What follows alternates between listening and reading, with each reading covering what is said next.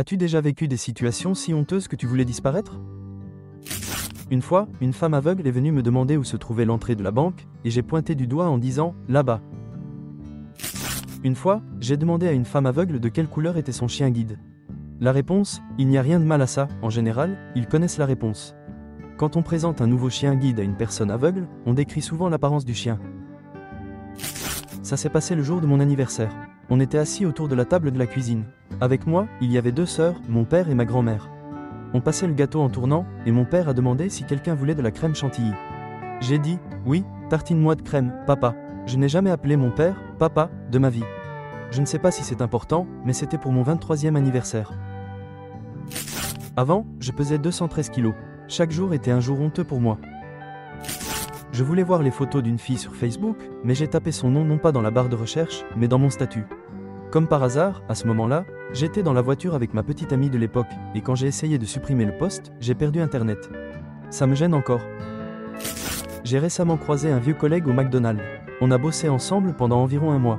C'était il y a quelques années, il m'a reconnu, m'a appelé à sa table et a dit à ses amis que j'étais le gars le plus cool qu'il ait jamais rencontré. Il se trouve que pendant les 3 prochaines minutes, je l'ai appelé par un autre nom et lui ai posé des questions sur un job qu'il n'avait jamais occupé. C'était assez évident que je peinais à me souvenir de lui. J'étais tellement gêné que j'ai pris de la nourriture à emporter et je suis allé manger dans ma voiture. Après avoir englouti la moitié de mon burger, lui et ses potes sont sortis, se sont approchés de moi et se sont installés dans une voiture juste devant la mienne.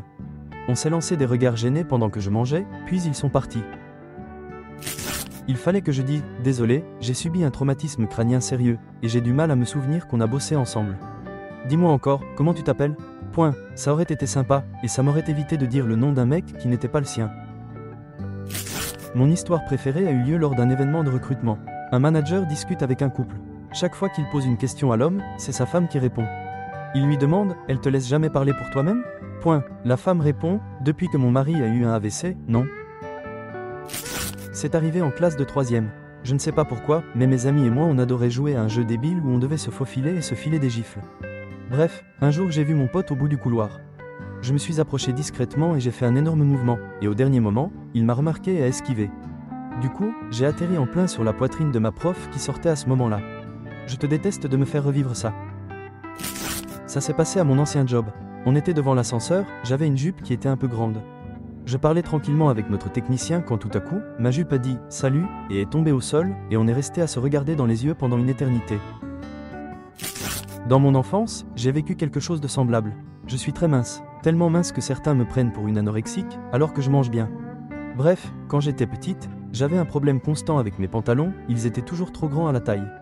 On essayait de les serrer avec une ceinture, mais ça m'écrasait le ventre et c'était super douloureux.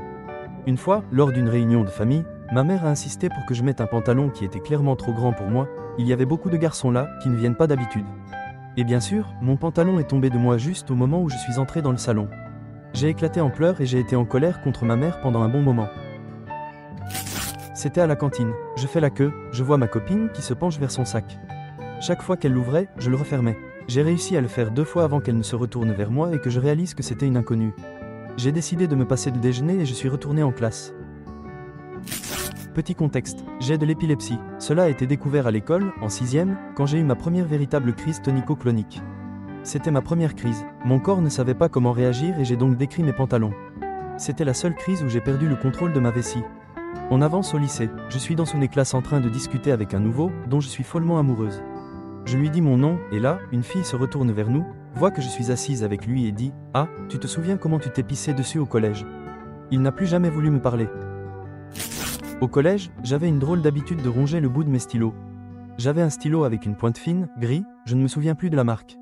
Il avait aussi une petite fenêtre où on pouvait voir combien d'encre il restait.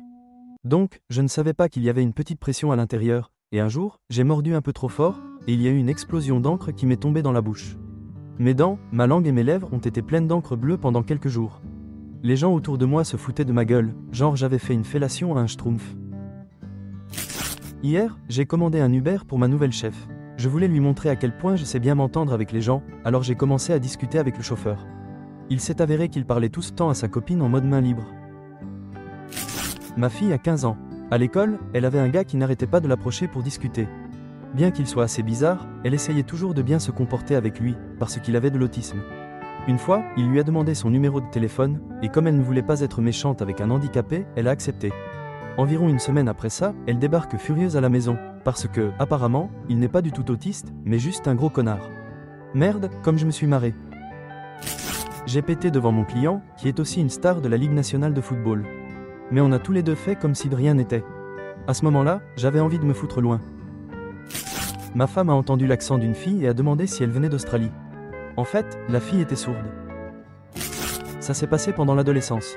Je faisais du bénévolat lors d'une compétition de triathlon. Mon boulot était d'écrire les numéros des athlètes sur les 2 bras et les 2 jambes.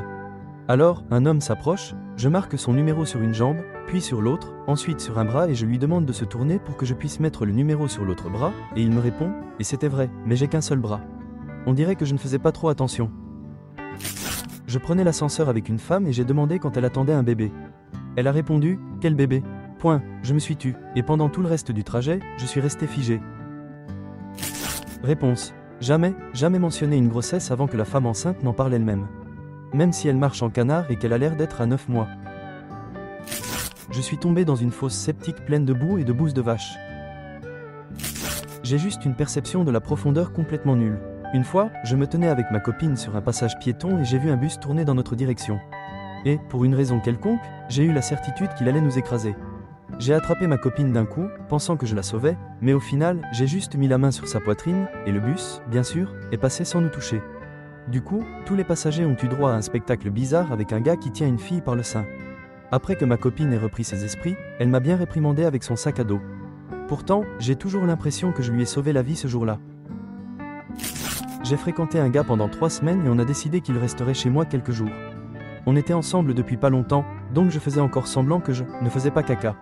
Alors, quand j'ai senti que j'avais besoin de me soulager, je lui ai demandé d'aller au magasin en bas pour acheter un peu de vin pour le dîner.